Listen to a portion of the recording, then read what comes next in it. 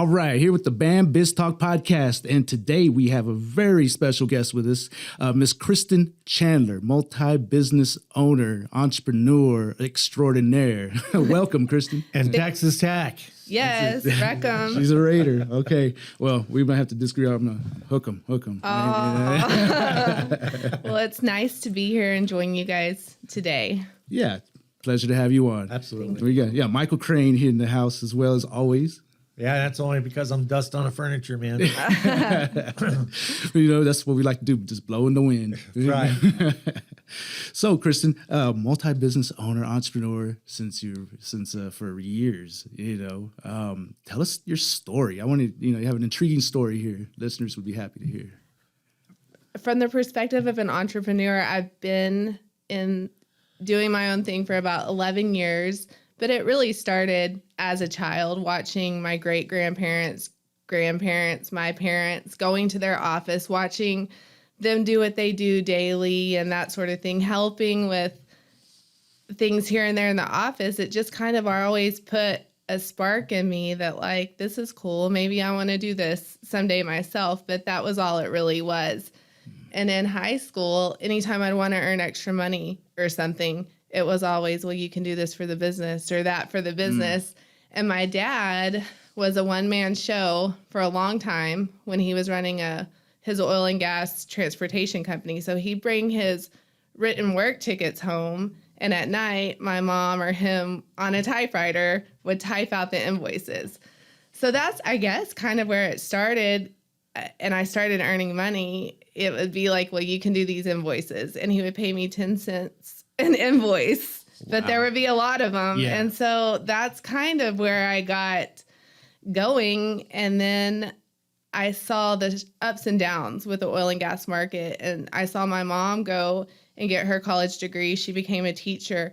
And it was really just a backup plan for her because it was so volatile. Yeah. When it was good, it was good. But when it was bad, it was bad. That sounds like the story for the oil. And so I watched that and thought, it's good to be a business owner, but you also have to have that backup plan just in case, especially in the oil and gas.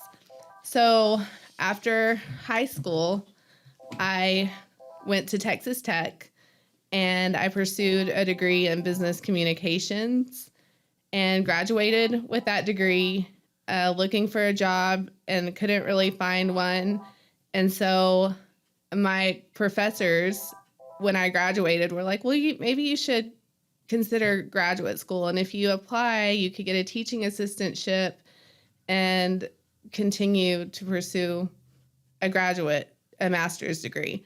So I thought, well, that's a good idea. But I kind of just tabled it, went and did an internship in the summer and thought about it and thought, well, I'll take the summer and see what comes along. Nothing really did. So I still applied and I was accepted in August. And luckily, I really hadn't had any opportunity. So I thought, well, I guess I'll just go to grad school. Might as well. I got accepted. I got the teaching assistantship. So I was teaching public speaking, going to graduate school. And then I had a couple of other jobs just to make ends meet. And one was in real estate. Like I would go and do virtual tours for realtors and put it on their computer and all that stuff before technology was even a thing. Like I would have to embed all these pictures and do all this crazy stuff just to make a virtual tour. And now it's like all this fancy stuff. But back then it took a lot of time for what could take seconds now. Right. And so I was doing that. And then I was running a apartment complex as an assistant manager. And so I was doing all these things, but at some point I decided, well, I guess I'm going to be here at least another year. And working for that real estate company, a little property had popped up. It was a little 2-bedroom, 1-bath house that needed work. And I thought, well, I'm sick of renting. I might as well just fix it up and live there for the next year or so. And then when I graduate, I'll rent it out. Did that. Somehow got a loan. How that happened, I don't know, because I don't think in today's world that would happen for a college student as easy as it did for me. And I started the process of fixing it up, painting it, and doing all the little things with the intention of me living there. And I got a call from my dad, and he was like, hey, we have some equipment out in Granbury, Texas, that area, and they're seeing that we do safety, and they're wanting safety training and these things that we don't do because I just have a fire extinguisher tech there and rental equipment. Would you consider coming down here and doing safety training? You're doing public speaking at Tech. And I'm thinking, surely he knows I have a year left of grad school. Like, I don't think he did. I don't really think, I think he just saw a vision for me, and it was like, oh, well, like. And this is more than 10 cents, Dad. Yes. And I just need you to try this. And so I thought about it and thought, well, what am I going to do with this house? Luckily, I was working for a real estate company, so I hustled and got it ready to go within the 2 weeks that I needed to be in Granbury. I had the hard conversations with all my professors who thought I was crazy. And all of my classmates were like, what are you doing? Like, nobody really understood. Like, they just were like, you're going to open a branch of your family's business doing what? Like, it was, safety back then was non-existent. We were really the only game in the market. So I really didn't have anybody to research or do anything against. Like, we were it. So I dropped out of grad school, rented my house in like a 4-week time period from my dad, offering that to needing to be in this town I knew nothing about, 6 hours away from all family and friends, and walking into an office that didn't have even a desk for me to work at. And we really didn't have any customers because our rental equipment was out with one customer, and the guy that worked there was just doing fire extinguishers for a handful of customers. So I thought, how do you run a company when you have no business? Like, I don't have anybody I don't know what I'm doing.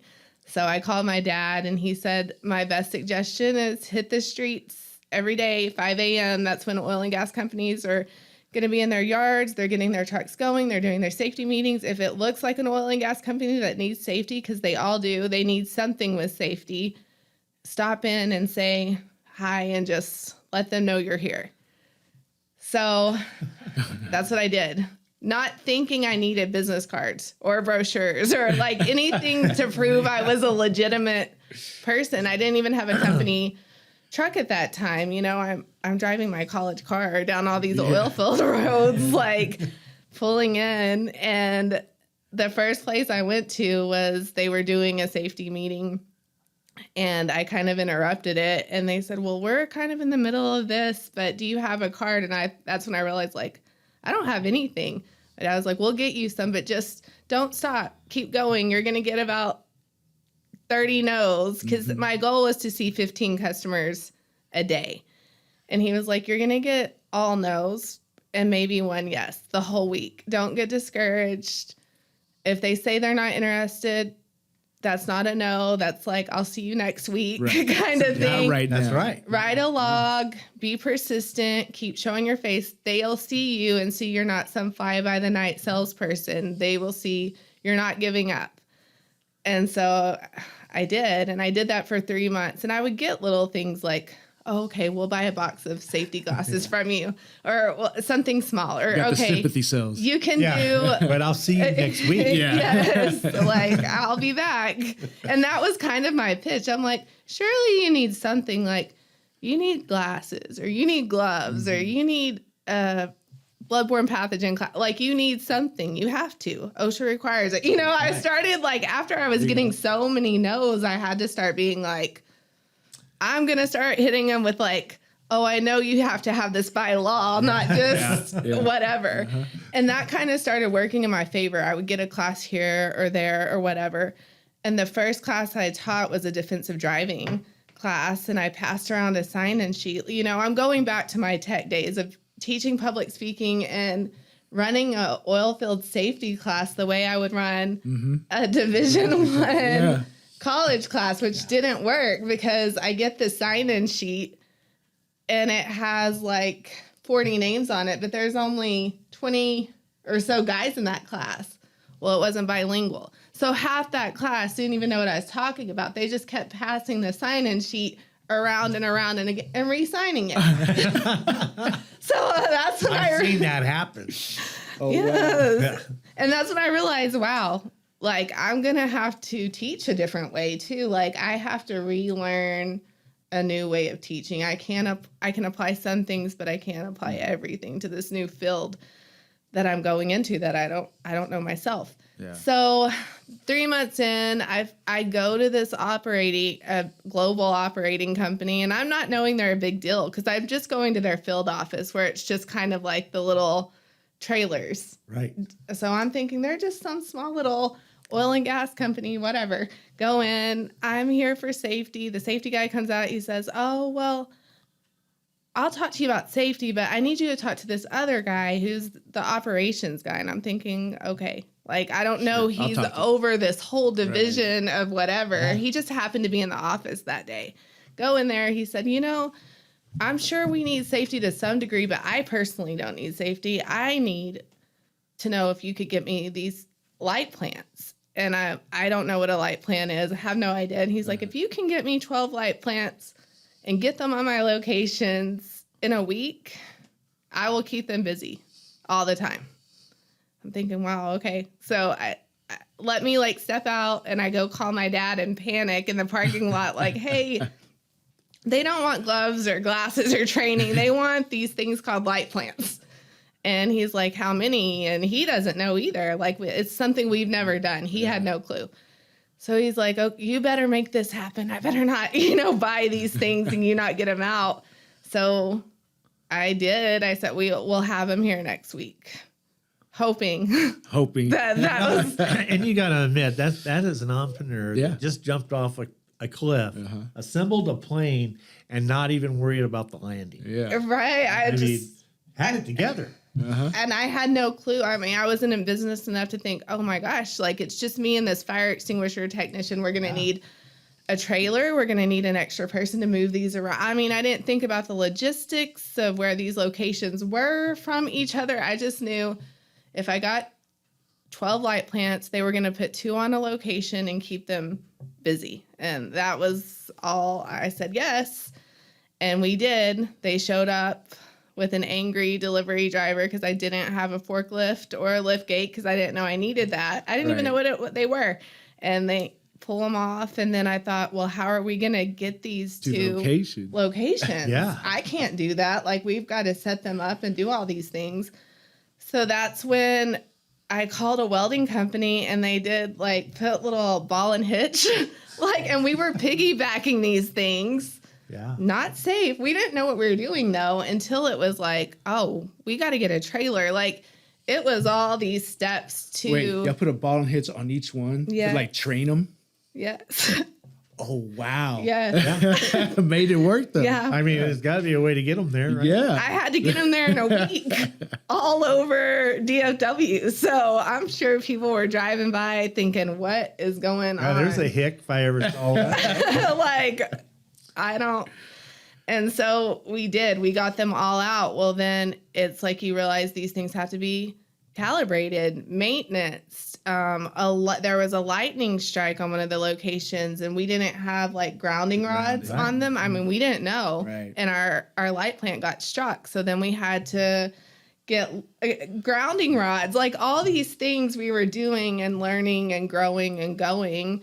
And those, we logoed them, and everybody started seeing health and safety and training on it. And they started calling the office, like, do you guys do this training? Do you do it? Because it was a major operator and everybody was going to these locations. So we never meant to get into the business of all that we ended up doing before the market crashed, but we did it. We figured it out all along the way.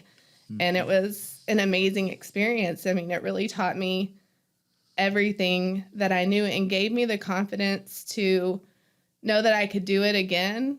And when the market started crashing, it also gave me the foresight to say, like, I'm going to have to diversify. Like, now I'm experiencing what my parents experienced when I was growing up, these highs and lows.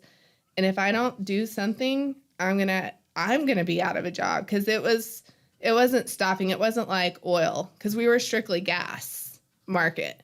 So it wasn't like the oil highs and lows. Yeah. I mean, when the gas dropped, it just plummeted to no recovery. And you just could see the writing on the wall. And I was getting all these customers saying, hey, do you guys do drug testing? And I was the only one in the company doing drug testing because I did have a passion for like health when I started college. I just didn't pursue that degree. And so I was doing drug testing just with select customers because that wasn't really our thing. I was the only one doing it in the office. But I started getting blown up. Can you come out and do these drug tests? Because they wanted to get rid of everybody because they were closing the doors. So like, let's drug test 60 employees because we know we're going out of business. And that way 30 of them are probably going to pop positive. We're only going to have to pay unemployment to these other 30. So that business started going crazy because they were looking for a reason to let go. And I saw that and I thought, well, this is going to end though. When they all shut the doors, drug testing is going to also be no more. So I started looking at franchise companies to see like maybe there's something I could like add to my drug testing that would be beneficial that's not in the oil and gas market. It's going to give me some kind of staying power while I ride this out. And so I found this franchise called Any Lab Test Now that did drug testing, but the majority of their franchise was lab work. That's really what they were like their big product. So I contacted them, talked to them about what I was doing. I would like to add this to my existing brand, but I'm keeping the toxicology because I already know what I'm doing. Yeah, I know you guys do that, but if you guys will write out toxicology out of my franchise agreement, I'll consider doing this. Then they did, which is shocking because they never would do that now. They've grown to 200 locations. They're not, but I was just one of the early adopters. And so I lucked out on that situation. But after I got all my ducks in a row, that's when I went and had the hard conversation with my parents. Because, you know, like the gas market's crashing. We are seeing the writing on the wall. Now I'm going to have to go talk to my parents about leaving their company that I started for them. Yeah. And so I did. And I said, you know, I want to offer a partnership, like, because if it weren't for you guys, I would have never started drug testing. But I'd like to take the drug testing with me out of this company. I'm the only one certified to do it. I'm the only one who's doing it. And then add this franchise with it. And so are you planning on going there for Christmas or Thanksgiving? I mean, that's probably one of the hardest discussions of my life. Yeah. And they were pretty supportive and of course crushed because like nothing's harder than losing in a family business a family member that you can trust and rely on all those things. Like that's different than losing a really good manager or something. You're losing somebody who it's just different. It's literally irreplaceable. Yeah, right. It's all about the trust and the love that you have between each other and knowing that you're going to do the right thing no matter what. Right. So when you take that ingredient away, it's really hard to bake the cake, right? Right. I mean, it's difficult. Yeah. So it was tough, but they weren't going to hold me back either. And it was like, if that's what you want to do and you think you want to do it, kind of go for it. So I did. And I had no working capital. I didn't even know about working capital. I didn't know about anything. I had about $20,000. The franchise fee was $15,000. So I had $20,000 total that I had saved over like the 5 years of working for my parents. Cashed that out, went and found a tiny spot. Wow. And so I had to pay my first and last month's rent. So that absorbed like the extra $5,000 that I had. Luckily, the place I had, they had to like evict. And so the furniture was still there. So they were like, you can have the furniture. So that saved me because I only had to buy the bare minimum that I needed to get going. And so I did. That's fantastic. I literally I don't know that I had any money left after I did after I did all of that. Probably not. So And that's the definition of being all in. All right? That's all in Yeah. right there. Yeah. I just didn't know anything about working capital or catastrophe like COVID. You know, I just didn't know. I went in. I knew I had no other option. I just told my parents this devastating news. I turned in my company cell phone, my company gas card, my company vehicle. I mean, I let go of my insurance, like Yeah. everything just flipped for me overnight with zero backup plan or capital. And I just knew it had to work. So You're at a point of no choice. Right. I mean, I had already done it and here we are. I've got to figure it out. Yeah. So having no working capital and this brand new brand and a really not a very big market, I thought I can really only afford a part-time person, honestly. So I got a part-time medical assistant who could draw blood because this was a new company. And so I would work in the office part-time. She would come in for her shift. When she would come for her shift, I would go sell. I went back to my roots of oil field. Hitting the streets. Hitting the streets. But this time hitting doctors' offices, which was a whole new game because wellness wasn't a thing back then. Right. You know, they thought I was a competitor. So I was going and talking to these doctors and they're like shunning me and turning me away because they think I'm doing something crazy. Like, what do you mean you can do all these lab tests and you don't have a doctor in-house? How are they getting the order? Well, we provide the order. You know, it was a whole new wellness concept that nobody had heard of. Some people thought we weren't legitimate. Some doctors thought we were competition. Right. So it was difficult because I was doing a lot of education and getting a lot of pullback and angry doctors. In fact, I had a group of doctors that came into my office one day and said, if you do not stop doing flu and strep tests, we are going to write a blanket ad in the Hood County newspaper saying we will not honor any of your lab tests in our locations because you're cutting into our copays because they're coming to you to do the testing and then they're not coming to us. So we're losing the copay when they didn't realize they're coming to us. Wow. But we still have to send them to you. We're not treating or diagnosing. So we're your partner. Like they're coming to us to test before they go into your waiting room full of sick people. And if they're still positive, still test them in your office. And we're referring them to you guys because we can't treat or diagnose them. You're not losing money in the long run of things. We are your partner. We're helping you get results faster. We're sending people to you. We're just doing the testing. We're not trying to treat and diagnose. Right.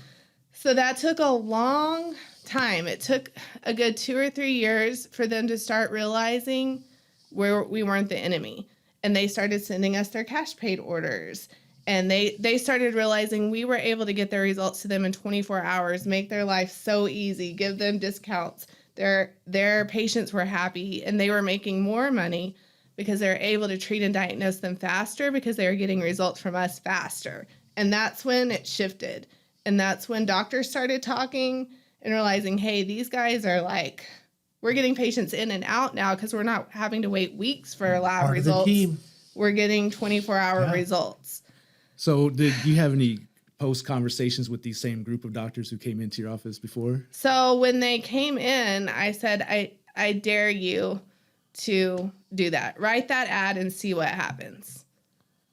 Because I am not going to stop doing these tests. Yeah. So you can either choose to educate yourself and realize we're partners, or you can do something like that and see what happens. And I didn't know what happened. Like I'm this young girl. I'm the tough girl on the block. Yeah. That they were bullying me, and it was the older doctors who were also fighting this battle of big hospitals coming into communities and buying them out. Mm-hmm. So they are struggling to make money and they're trying to stay privately held companies, but the conglomeration of these hospitals are just taking over towns to where they're starting to get forced to have to sell because they can't compete with the hospitals buying everybody out and driving the rates down. So it was like very emotional because it was kind of like the last standing private doctors in that town trying to fight for their own business as well. And here I am, public enemy number one. And God. I'm picturing an old Yeah. Western. yes. Right? Yeah. And they're thinking that they're coming into my office and they're probably going to see like a 40-year-old woman or something. Right. And so I'm only 27. And Wow. that was kind of a shock when they came into the conference room to like, they weren't expecting to Where's see your what they boss? saw. Like, exactly. Yeah. And they didn't It's like, think, where's your mom? Yeah. and they didn't think I was going to stand up to them. Right. And I did. And so after that, you know, they were mad for a little bit, but then they started realizing like they are, and then they started sending or their orders, and it all became a cohesive group of Beneficial for everybody. very beneficial. Attorneys started sending us their paternity testing and their court order drug testing. So we started getting drug testing that was also not oil and gas. Like the city started coming to us to do drug testing, the county. So we started getting hotels, restaurants, There you go. the city, county, and then also like the lab testing side of things. And that's when I realized, wow, I did what I needed to do. In my gut, I knew that industry was going to fail. And I could sit there and cry about it and like, no, I'm going to have to get a new job anyway. Or I could see the writing on the wall and do what my parents always have and think fast and Adjust. and diversify if I can. And so that's really what started my franchise journey, was that lab testing franchise. And then my wellness journey started when I was having my lab testing patients coming in and they're like, well, this result is showing that I'm low on B12 or low on this vitamin, or I'm intolerant to these things or allergic to these things. Like, it was lifestyle changes that were kind of like, you don't really need to go to the doctor. You need to adjust your diet, or you need just vitamins, like all these things that are so much red tape to go to a doctor to just get a simple B12 shot, you know? And so I'm like, well, surely I can figure this out. And at this time too, my sister had been diagnosed with brain cancer and she was needing a lot of hydration for after chemo because she was getting very sick and radiation and all that. And she was having to go to MD Anderson, and even in Houston, there weren't IV bars that you could just go in and get an IV. Like, she would literally have to go to the emergency room for any kind of holistic kind of deal, like any detox or any. So I really started for the patients of BU and for my sister trying to find a solution for both things. Cause I'm like, this is not a medical situation. This is more of a lifestyle situation. And that's when I developed BU, and we started doing services that didn't require doctors' orders, that a patient could come in, and it was more of a lifestyle situation than it was a medical situation. And so I developed that, and then was told 6 months later, hey, we're transferring to Midland, Texas. Wow. So I'm I'm in this crisis because my lab is booming. You know, I managed to save the drug testing company by adding the lab business. And now I've got this really great wellness startup that I've started up that everybody is loving what we're doing, and it's all in development. And I'm being told, hey, if we don't transfer, I'm risking losing my job because the gas is just not happening here. Midland is the safest play because the oil and gas industry is just so good. Yeah. And the first day I said, no, absolutely not. We're not moving to Midland. And then I thought about it, and I thought, you know, I've had my manager with me for 5 years. She has watched me. I've trained her. If she doesn't know how to run the day-to-day, there is something definitely wrong with what I'm doing, because I should be able to have a conversation if she wants to keep this going, to do it. And then if she doesn't, I'm going to have to do something. And so my husband said, like, you guys won't leave until we sell the house. And that could be a year, which it was actually a year on the dot. So I had about a year while me and the kids were in Granbury, and he was going to Midland during the week and then coming home on the weekends, to know that this was inevitable. Like, we were moving, and it could be tomorrow or a year, but I've got to utilize my time to get my manager up to speed if she decides she wants to take on such a challenge. And she did. Nice. And so I had a good year to really work with her and then move here. And so. And she's not done. You know, she's got more coming as far as businesses. Yes. And so we moved to this town, or I guess it's more of a community called Greenwood. And I remember getting there that night with the kids, and the moving truck was coming the next day. And he's like, well, like, we're going to make pallets on the floor because we had no furniture or whatever, but this is home. And it felt weird, but like, okay, I didn't have a chance to really even check out the community, and I knew Midland because I grew up in Hobbs. So it's like, we would come here for school shopping and stuff, but that was it really. And so the next day the moving truck gets here and it's about lunchtime, and I'm like, well, go get us something to eat. And he's like, well, there's not any places to eat out here. I'm like, what do you mean there's where'd you bring me places to eat? And he was like, I know, it's kind of weird. Like, I'll have to go into Midland. It's no big deal, but it'll be like 15 minutes for me to go. And I thought in my head, like, and I think I said it, like, that's crazy. Like, that there's nothing out here. He was like, there's just not. It's literally houses and a school and a church. And I don't know that Dollar General wasn't even out there yet. Like, we didn't even have that as an option.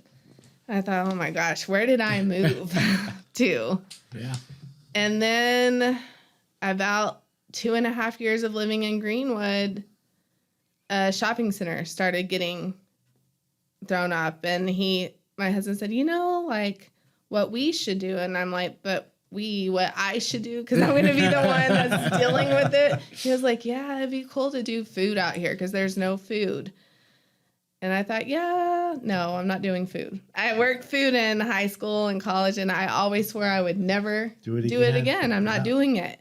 But then he said that, and I'm watching the community. I'm watching all this traffic and the growth, and I'm like, well, if I don't, somebody's going to. Right. And if anybody's going to, it's going to be me. There you go. Yeah. So I did start looking and thinking, what is a concept that's franchise? Because I don't know enough about food to just do a startup to be successful right off the bat. I need to find a franchise that everybody already knows, that's healthy, because wellness is still important to me in all aspects of my life, that doesn't have any grease, that doesn't require a chef, that doesn't require recipes, that I could hire actually high school kids in the community to work it and have some adults too. Like, what is that brand?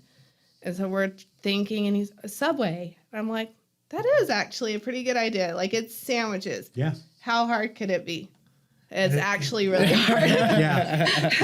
It's a lot harder than what I thought when I had that thought. So I call Subway corporate in Connecticut.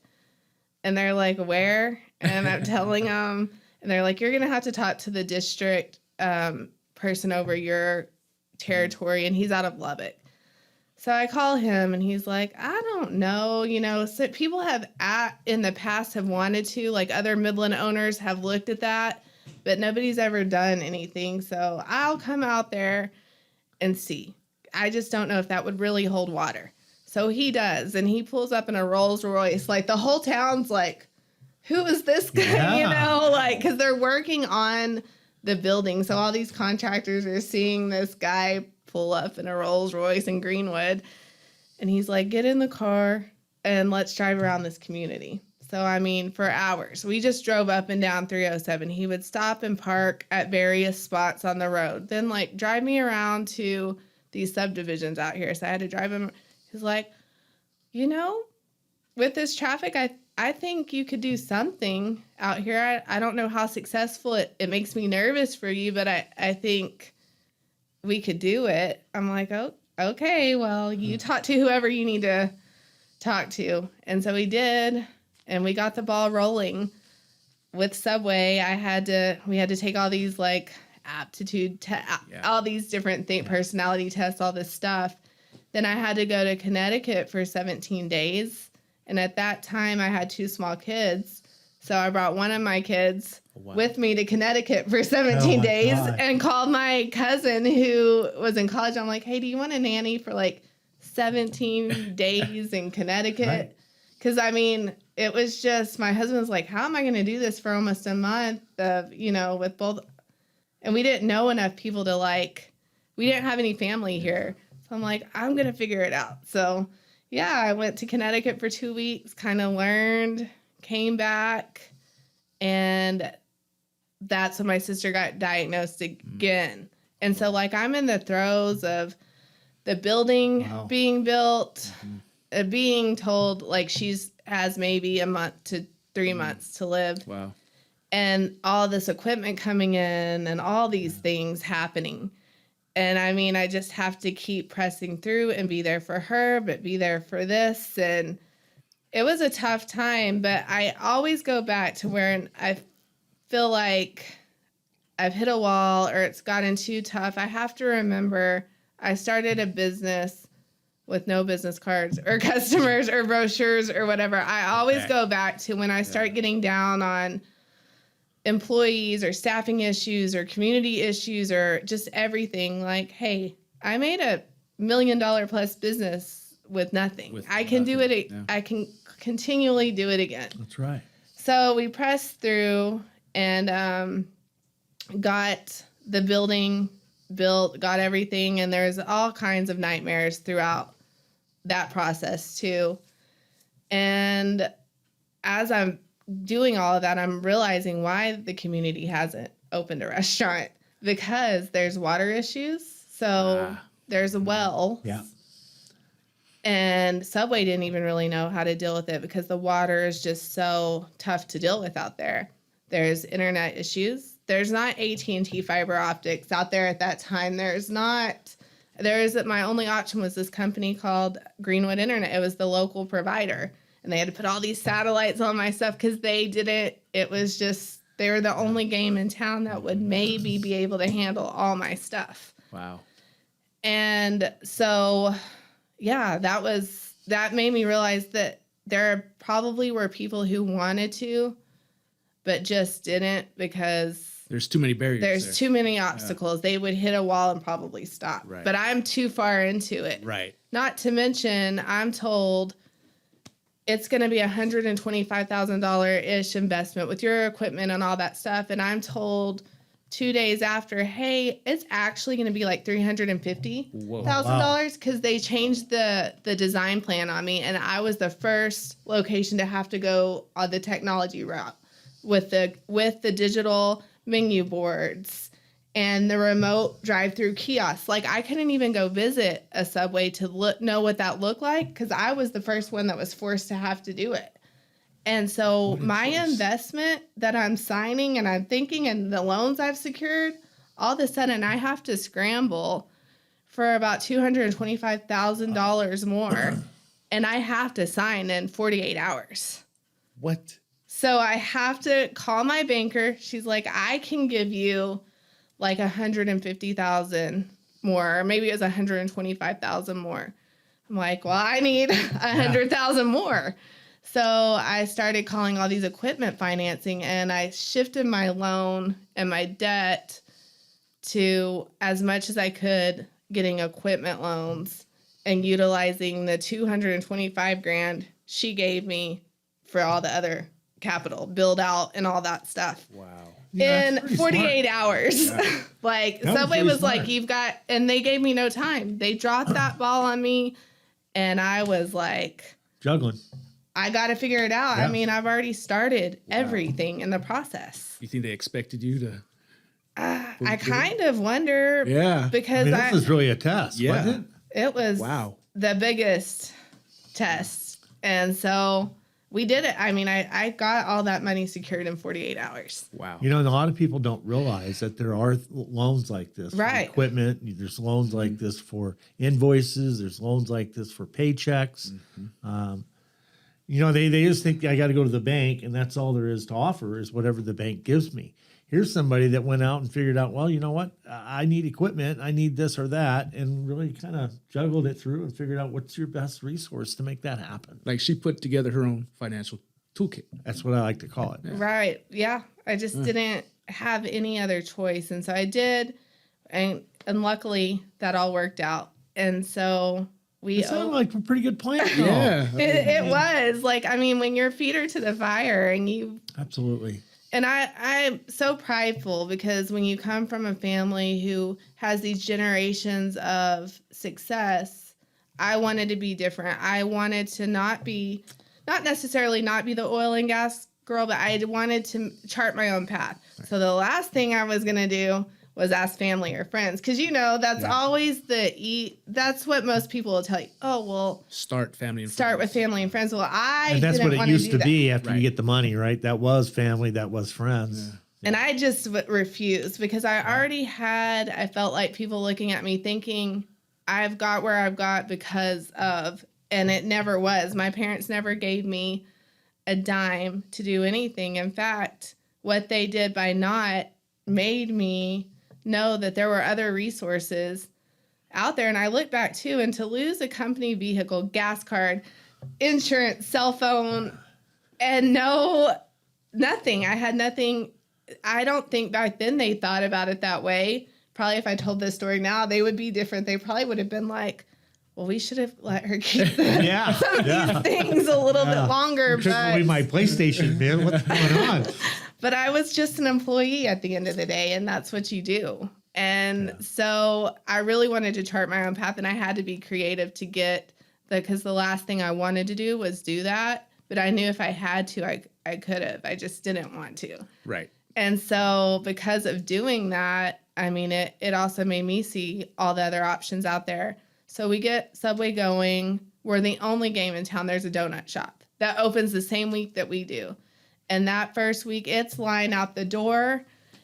It's breakers flipping, all the build-out problems with lines, everything you can think of to possibly go wrong. It's going wrong. It's going wrong. I'm at the store from 5 a.m. till 3 a.m. because I'm learning how to open. I'm learning how to close. I'm learning how to bake. I'm learning how to do all these things myself with a whole brand new staff in a restaurant industry that I've never been in myself. So I'm there day and night and just having almost mental breakdown. Like I'm never going to see my kids or husband again at this point. Well, I start getting frustrated because I am baking day and night because our volume is so high. Corporate's like, where is this town at? Looking at a map. Yeah, but you were like the number one store. Yes. Like, and they are like, oh my God, how is this possible? Well, because I was the first franchise location to do this new technology stuff. It also came with a new oven that nobody else had ever tested or known. And I'm like, I can't bake enough bread day or night. Like I almost need a test kitchen because I can't do this. And I don't have another store to be baking there too. Like some of these other owners, like I had no options. Something is not right with this oven. Like how do they expect a high volume store? I'm going to be baking my life away, literally, to not run out of bread. Well, come to find out the oven that they gave me was for like their standard stores of just like that low to average volume store. Oh. It was not for high volume stores. So that's why I was baking day and night. I had to break down the ratio of conversion with the amount of bread I was selling in an hour to what I could bake and break it down in a calculation for them to finally say, oh, how are you doing this? Yeah. And they forced me to do it for 6 months. I was living at that store for 6 months, baking bread for 6 months until they finally were like, I don't know how you've done this long, but you need a different oven. Yeah, I do. Thank you very much. Yeah. Thanks. Yeah, I know. Like after I put it to you, like it's humanly impossible and equipment impossible to bake what I have to bake to not be baking all day long. Yeah. So when I got that new oven, that was a game changer. Wow. My life got easier. I could do the baking I needed to, like a normal high volume store could do, and all of that.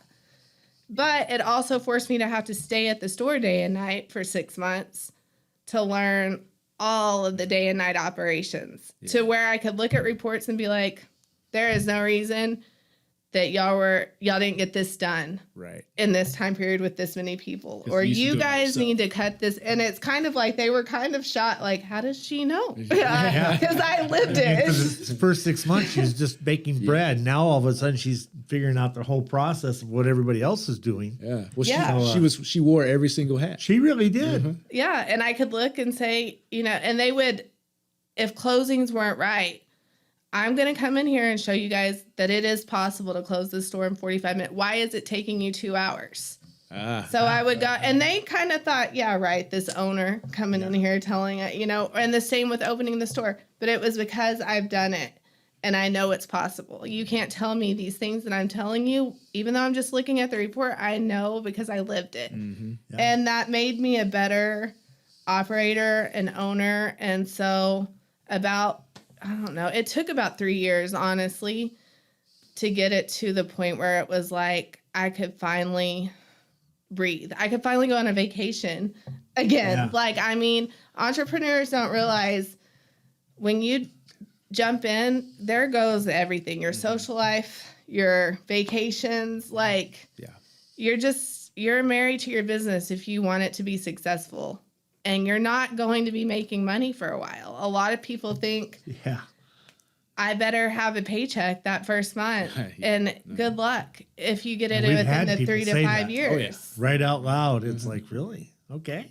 Right. So it was the 3-year mark for that, to where I finally had the freedom to start doing other things. And that's when I opened BUs, started opening all the BUs around here, because I decided, hey, I'm going to franchise this. Like, I've been through the ringer with franchising. I know how to be a franchisee. I know what it's like for the franchisor. I can franchise this brand. And the reason why is because I was getting all these clients. Are you guys here?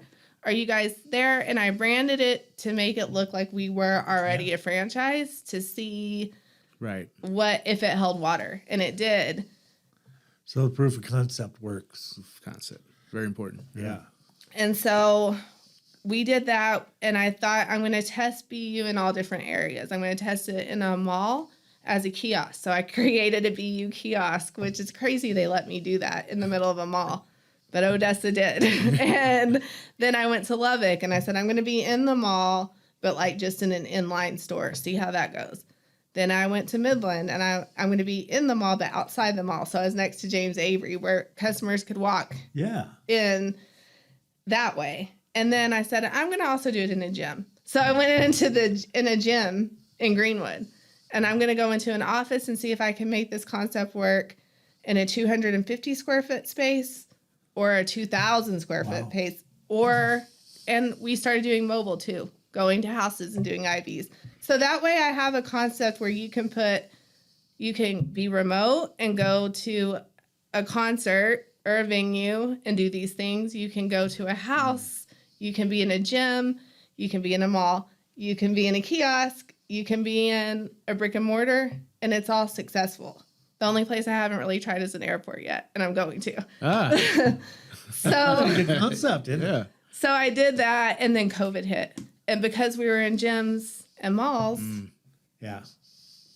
they were all closing, and all my leases were coming up. And I thought, well, when is the mall going to open? Yeah. When's the gym? We don't know. So I had to close all those locations. I opened all those locations in a year, like 5 locations in a year, and had to all close them in a month because of COVID. Yeah. Wow.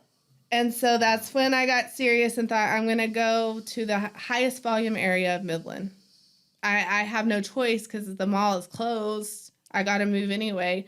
I'm going to focus my beta test store on Midland, go to the highest volume, try every service out, do everything, start building it as a franchise brand because I want to franchise it, and do that. And so that's what I did. And it flipped, and BU is now, we have a location in Granbury, and that's next to our lab testing and drug testing space. But now I'm learning all the franchise things. I'm learning how to write an FDD. I'm learning how to trademark. I'm learning how to copyright, like all these things that I've never experienced before, even though I've been in business for over a decade. It's a whole new thing when you decide to franchise your business. And I think that's something that's really important too, because we've talked to a wide variety of people wanting to go in several different directions and a wide variety of franchises. Lico is one that had all the what sandwich shop did they have? McAllister's. So they had like I don't know 32 McAllister's. He's eventually coming onto our show. But, one thing I think what people don't understand is all the barricades and obstacles that you have to go through to become a franchisee, and realize that all the different things that are in your way to make that happen. And you just mentioned a few of them. Can you elaborate a little bit on that? If I'm a guy and I want to start a franchise, what are some of the things that I may have to go through and realize that it's not as easy as you think? You need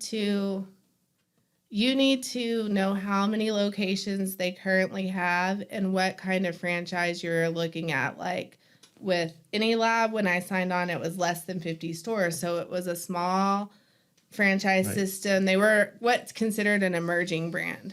So there are a lot of things that with any lab I had leeway with on holiday hours and just a bunch of different things that I don't have with Subway, because Subway was a global brand. So it's like I went from day to night with these two different brands. So you need to know the history of the company, the direction that they're going, how many locations that they have. And the most valuable thing you can do is talk to other franchisees, the unsuccessful ones and the successful ones. Because it's great talking to everybody that's doing great, but you need to know the ones who are struggling, what they're struggling with, why are they struggling?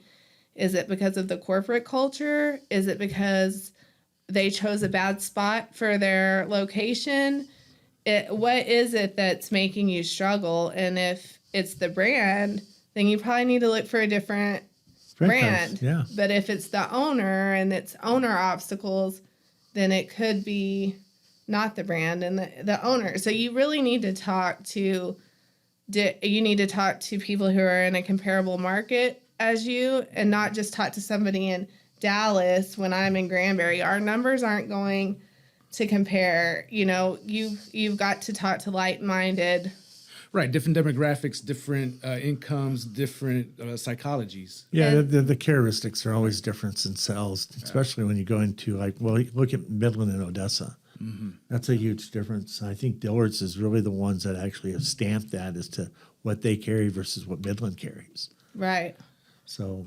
And I think if you come upon a brand that doesn't want to let you talk to their franchisees, like that should be a red flag, because if you're a good franchisor, you should want them to have that transparency and that communication with your franchisee. And you should have enough confidence that you're not perfect as a franchisor. Like there could be some things you could be doing better, and feedback, and using that feedback that maybe these existing franchisees are telling these potential ones to be better.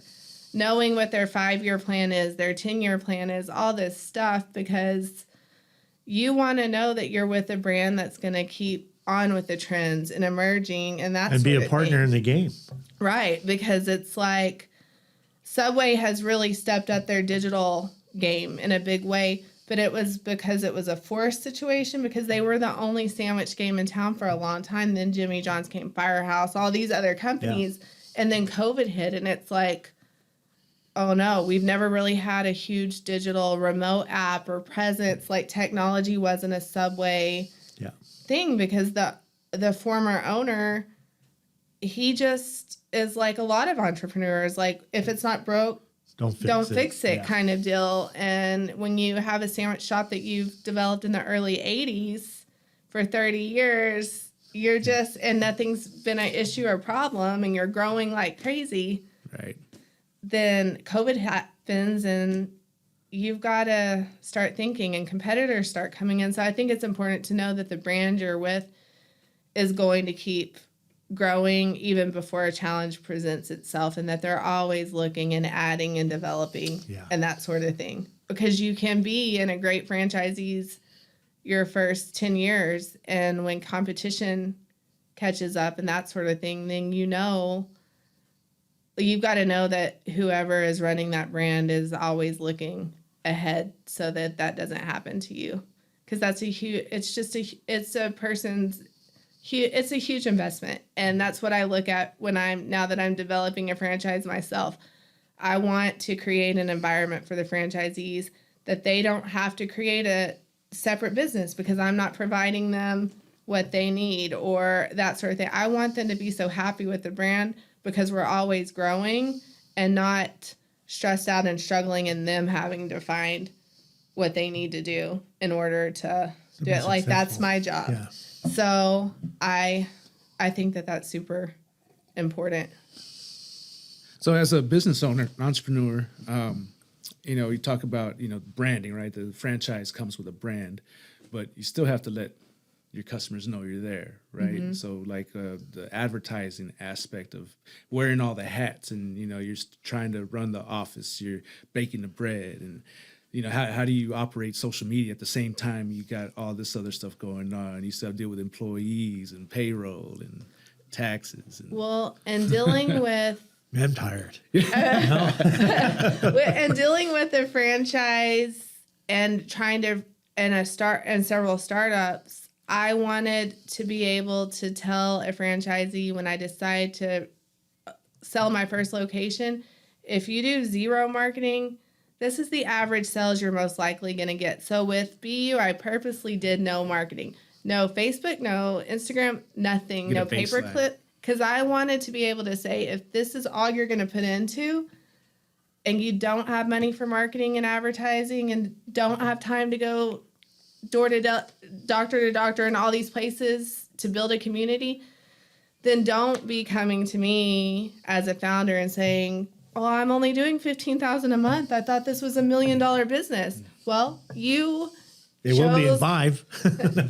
Right. You chose not to add and plan for marketing, advertising. So this is all you're going to get. And so I wanted to be able to show them that when you do Facebook, when you do Instagram ads, when you do pay-per-click, SEO, all these things, it's important. It can double, triple, quadruple your business. But you have to, as an owner, not get stagnant and not put your money back into your business. Because if you choose not to do that, you are going to have to be happy with what the sales are right now. And what's the BAM saying? Keep it fresh, keep it new, keep it exciting. Yeah. That's what's going to keep people coming back. Yeah. Because you're always being watched too. Like when I started BU, I thought I was just going to be an IV bar. And I saw the writing on the wall. Yeah. I saw this is going to be a trend. This is going to be, people are going to see, oh, IVs, that's easy. We'll just do IVs. And the competition's going to be flooded. Mm-hmm. And we cannot just be an IV brand. We have to be a wellness brand. We have to be a lifestyle brand. We have to be something for everybody. And that's why we did BU the way that we did, because it was just going to be an IV concept until I saw, this is going to be the blockbuster of wellness. Honestly, because if everybody is doing IVs only and I'm doing IVs, but 10 other things, guess what? I'm going to be the winner on this deal. That's right. And somebody else is going to see that too. And so you always have to be not going with the trend, but also having ancillary products to keep driving different things in, because somebody is going to see a booming IV place. And if a doctor can do IVs all day long, they're going to see that line out the door and this lucrative success and all this stuff and be like, well, I can do that. And I can do that easier because I'm a doctor. I'm not going to put myself in that position. And I'm not going to put somebody that buys my location in that position to only be a one type service brand or a couple. In any type of business model that we put together, we always count up the different revenue streams that are really, has a lot of potential. And then we typically categorize or prioritize which ones we really want to concentrate on. I think that's a little bit what you just did. Right. And I did that in my own head, but after talking to you about other business ideas and you asking me how many streams of income do I have going to it, because I have come to you with concepts that maybe have only had 5 streams, and I'll never forget, you told me in a meeting, you need to come to me with about 20 to 25 streams of revenue for this business. And I thought, that's crazy. There's no way I can think of 20 plus things to add to this business. This is kind of a concept that only has 5. After that conversation, I was like, ideas coming out from nowhere to where it was a whole bigger brand than I ever imagined. But you need that pressure, that push to know that you can do more. Because in my mind, it was like, well, I need 5 or 10 or that sort of thing. But you pushed me to think of 20, 25, 30. And it changed my perspective of tying all these things together and creating all those resources that make you money. Right. And it allows you some sort of sustainability, if you will, with scalability in mind. Right. So she's proof it works more than once, too. And I think not putting your eggs in all of one basket, like seeing my parents oil and gas and them only ever being in oil and gas changed me to make me want to get in. I didn't want to get into food, but hey, it was a problem. The town needed a solution. I created it. Like, all these things have been kind of community problems that I've found a solution for. And a lot of them didn't know it was a problem until the solution presented itself. And then it was like, well, what would we do without Subway in this town? Or what would we do without this in this town? And that also goes back to when you decide to put a business in a community, evaluating the community. I'm so glad I jumped the hurdles in Greenwood to do what I did. But through that, I found that there were a lot bigger community issues than what I ever realized. Right. And speaking of that, I want to get into the idea. I know we're kind of getting close on time, but I really want you to speak about Greenwood, how you have this vision of it growing and some of the obstacles that may stop it from growing. And why is it so important that it does grow? With Greenwood, initially, I thought it was the water, the internet, which was all. But those things are continuing to get resolved over time. But the growth is just continuing at a rate that no one can really control. And so everyone is seeing it. And so another shopping center is being popped up down the road from us. But our shopping center is still not even completely full. I mean, the back of it is still empty, and it's not for a lack of business ideas or problems or needs. I think it boils down to the lack of living situations in Greenwood. We don't have duplexes, we don't have apartments, we don't have affordable places for the college kid living at home with mom and dad in Greenwood to move out and kind of chart their own path and still live in the same community that their families in. Those people who are working not in oil and gas and can't afford what is considered affordable living starting at $350,000 in Greenwood, and they have no credit and they're getting on their feet, or they're just starting, or maybe they're not going to go to college, and that's okay, and they have a passion for food or these retail things that are trying to come to Greenwood, but they just aren't, because there's a lack of labor, but the lack of labor trickles down to the fact that there's also a lack of affordable living for these people who are wanting to work in Greenwood, but they have to drive from Midland or Odessa to work in Greenwood. And as we're seeing inflation and the gas prices and all these things, if there's a Subway down the road from this person that maybe they're making $1 less versus driving out to my location 20 miles from Midland to make $1 more, they may start with me, but in about 2 weeks to a month, car problems start happening. They can't afford gas because that $1 more with me wasn't worth it.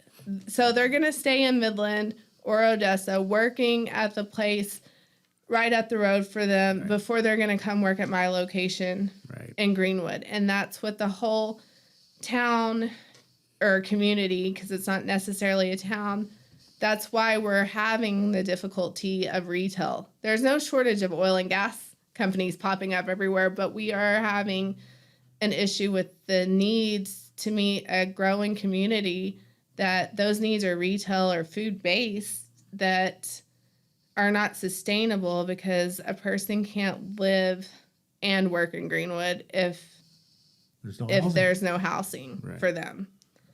And so there's been some strides with new communities that are considered affordable popping up, but that, like I said, they're starting at $350,000. Wow. And it's a house, you know, and not everybody has that credit, or that's not affordable. No, not at all. So to really kick the labor force in gear, I think really is what we're trying to get in there, is some maybe apartments, or like you said, duplexes, something that's really affordable, where the hourly rate that you can make still is affordable. You know, you make enough to be able to afford to live. Otherwise, you're paying a lot more money to come out there. And then, of course, that really slows the growth, because you don't have the labor capability to grow. Mm-hmm. So it's it's like a catch-22. You know, you're damned if you do, and you're really damned if you don't. And yet, Greenwood's really a really nice place to be. And it trickles down beyond. I'm talking about retail, but our teachers too. The schools are busting out the seams, and they're having to make accommodations to get people in to get certified who aren't necessarily didn't go and to get a teaching degree, but they're having to make exceptions for these certifications to get the mom who wants to get out of the house and with substitute teaching. Well, she would make a great teacher's aide kind of deal, because so teachers can't even afford to live out there either. If it's just the fresh out of school teacher, they're having to come from Midland because they're living in an apartment in Midland. Or if there are rental properties, they're getting scooped up by the oil and gas companies to say they're putting their employees in those housing. Yeah.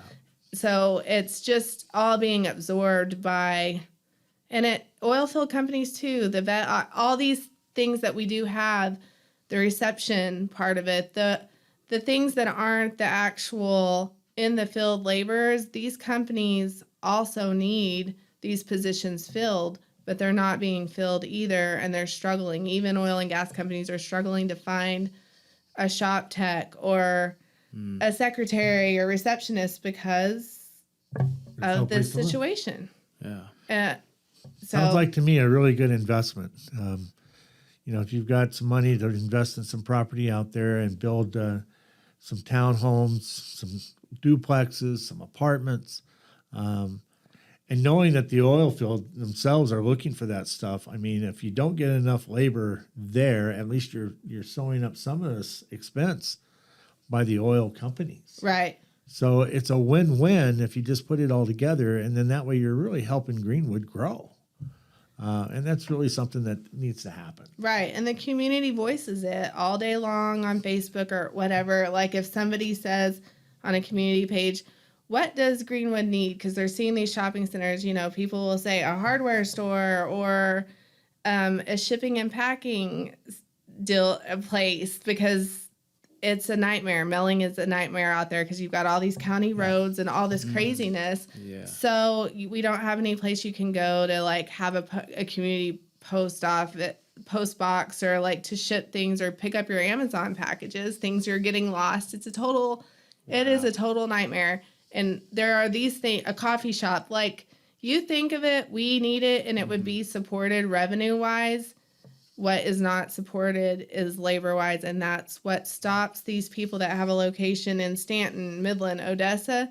They stop when it comes to the point of labor. Like, they see the potential. Right. They see the growth. They want in Greenwood, but they also see I have to have employees to run these, and I don't think I'll get them. Mm-hmm. And so it stops right there.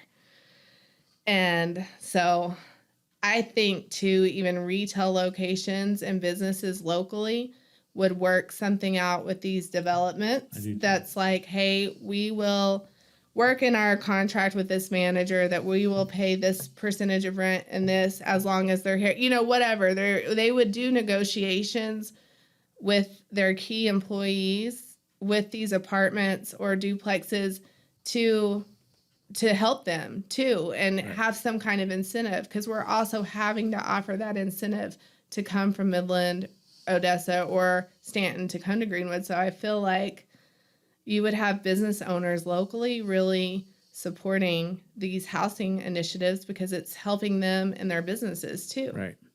And these people are happy because you want to live in the community. You want your kids to go to school. You want to go grocery shop. You want to live and be a part of the community that you work in. That's just the natural thing that you want to do. Absolutely. And so for these individuals to be able for their kids to also go to school in Greenwood, and then they get to have a life and develop a community, that would be a big incentive to so many people, because Greenwood is jurisdiction based too. Like, they're having to zone, and they will drive by houses and make sure that because we're busting out the seams. Like, we have to know that whoever is living in Greenwood lives there, because the school doesn't have enough room as it is. And so they're not accepting transfers. If you don't live in Greenwood, you're not going, your kids will not go to school in Greenwood.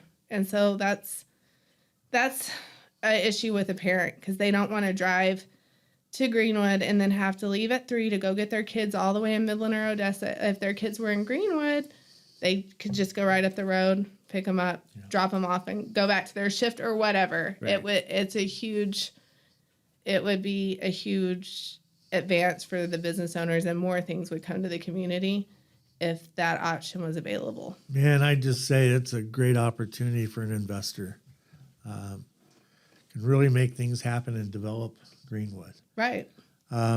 Before we leave, I wanted to ask you one more question. If all our startups are out there, and quite a few of them are listening, what advice would you give them before they actually put their foot in the direction of being an entrepreneur?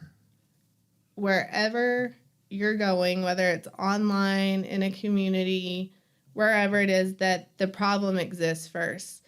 Like, there's lots of great ideas out there, but if there's not a problem with where you're taking this idea, you're not going to have any sales. Like, if you find a problem and hone your idea geared towards a problem that needs a solution in any area that you're going to, you're going to be successful in itself. If you don't do that, you're going to really struggle pushing these products or pushing this business on people who don't find value in it because they don't necessarily need it. If you're going to be, and I'm not saying that necessarily doesn't work for people. Some people stay at it and make people realize like this was whatever, but it's a long road. And if COVID happens or an economic disaster, inflation, and that's your business strategy, you're going to probably go out of business versus the business strategy where the problem already exists. You're going to most likely weather storms that come your way that you're not seeing if there was a problem that you provided the solution, because they're going to keep going back to the solution because it's always going to be a problem. And if you're not there, then somebody else is going to have to find it. So yeah, that really kind of defines the purpose, right? Right. If you don't have the purpose, the motivation, you got to ask yourself, what are you doing? Right. It's hard. And you have to be realistic. You can't start a business and expect to be a millionaire in a year. You have to realize that you're not going to make money for a little bit. And if you do make money, you should be putting it back in your business to sustain it, because it's great if you have a good year, but is it great if you close down in year 2 because you took all that profit and COVID hit or whatever? Like, it's not so great anymore. So you just always have to keep planning and keep staying ahead of the game and be realistic and know you're going to work harder for yourself than you ever worked for anybody else. People see. Wow. That is so true. Yes. Yeah. They see you coming and going here and they're thinking it's because you can. It's not necessarily because you can, it's Nope. because you have to. Right. If I'm going to Granbury, it's because I have to. It's not always because it's some easy breezy whatever. I'm doing the things I'm doing, and I'm going here and there, and I'm juggling because I have to. It's not necessarily because I'm just doing what I want that day. Right. I'm working harder, and I'm working at 5 a.m, and I'm working at 10 at night, and we're doing all these things behind the scenes that a lot of people don't see. When you're not in your business, you're still working in your business, on your business. Always. It's never ending. Yeah. There's never a minute that goes by during the day that I don't think about my business. If my text goes off, I'm not thinking it's family or friends. I'm thinking, oh my gosh, what's wrong at the store, or what has happened, or who needs me, more than I am about anything else. It is like it's like a child. It's constantly growing, and you have to be there for it. 24 hours a day. And more importantly, as you just mentioned a little there, as the business grows, you have to grow. So, you can't be stale with technology. You can't be stale without being able to articulate ideas that you may want to try to do later to penetrate new markets. Right. And, that's why I always say keep it fresh, new, and exciting, is because those are the typical things you need to be thinking about even after you get into business. Right. So it doesn't ever change. And I look back on the safety business from that perspective. If my parents, we were fresh out of college. We were hiring our college friends. So it was like we were this young group that had the desire, the growth, and we were growing faster than what my parents had ever anticipated. We were doing these things that they didn't anticipate. When I had to mention we need a website and we need to put our products on the website and all that stuff, they were kind of like, it was all foreign because they were not in the era of that kind of business. Yeah. I mean, they were doing the field work, and that, like, you don't need a website for field work, all the stuff they're doing. And then they become, the older some folks get, they become cyberphobia, where they think everybody's watching them. Right. I know what you're doing out there. So there were opportunities missed. There were probably bigger buyouts that could have happened had we have been on the cutting edge of everything. And so you have to look at that too and learn from those and think, we missed that here, but now that I'm in control, I'm going to keep staying current and fresh because I want to be the first that's bought out in this industry and not miss the boat. And we did. Even though we were very successful and it ended up getting bought out, it could have gotten bought out at its prime for a lot more had we have been more aggressive on the technology side and on the new things and all these things. Absolutely. So. Yeah, I think it's a good lesson to learn from Blockbuster. Yes. Right? Right. Didn't keep up with the technology, with the trends.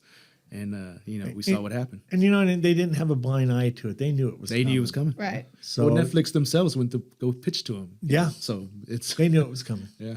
Man, you got a lot of information, you girl. I got to say, too, that, I hope a lot of people understood her story from when she started all this and think really she was all by herself with the challenges that she had in front of her. And I don't mind. She kicked ass. Yeah. And did really well. And look at her today and where she's doing. And now she's left. She's doing one franchise to create her own, the multi-businesses that she's been involved with.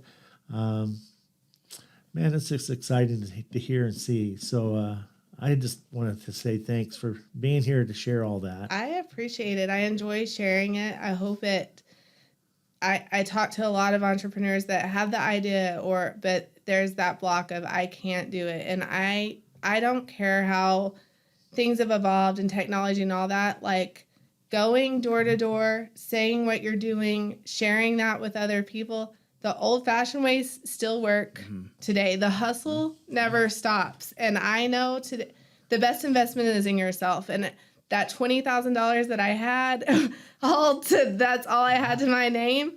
I mean, look at what it did. Yeah. It grew, and I've learned from it. And that's the best investment I've ever made, is literally on myself and trusting I had to do it because I had no other plan. Right. And I would tell that to anybody. It doesn't matter how much capital, what your credit is. Like if you've got the hustle and drive, You'll you find can a way. do it, and you'll find a way. Yeah. If you have to. So just don't give up and keep pursuing, no matter where you're at. From It'll come back around. Yeah. It does. From no business cards to what? Now you have a handful when you hand out to people. You know, Well, no, she gets confused as to which one she's got to get. I don't actually have Oh, you business still cards don't? at all. So I just give my email because it's. I still have gone back good. to my old way. They'll find me if they They'll really find you, right? really need me. So, yep. Awesome, man. Well, we sure appreciate your wisdom, experience, and knowledge sharing with all the BAM Biz Talk listeners out there. Yes, Sure. thank you guys. It was Yeah. great. I loved it. Awesome. So we got to have her back again, too. Yeah, yeah. Maybe in a year when I have my first franchise sold. There we go. Yeah, I want to As be a part of that. follow-up. I want to be a part of that. Yes. that'd be a good story. Absolutely. Well, Angel, we're going to say thanks for hosting us. As always, being the control man. Absolutely. This is probably one of the most exciting interviews we've had that I've really enjoyed, only because I've known her for a while and I've seen what she's gone through, and it's just exciting to see where she is today. So with that, hey, man. Yeah, Great podcast. Great absolutely. podcast. Looking forward to. Seems like you're just getting ready to start it. Right? Yeah, she Right. is. All right. It is. Love it. All right. Well, y'all have a good one. You too.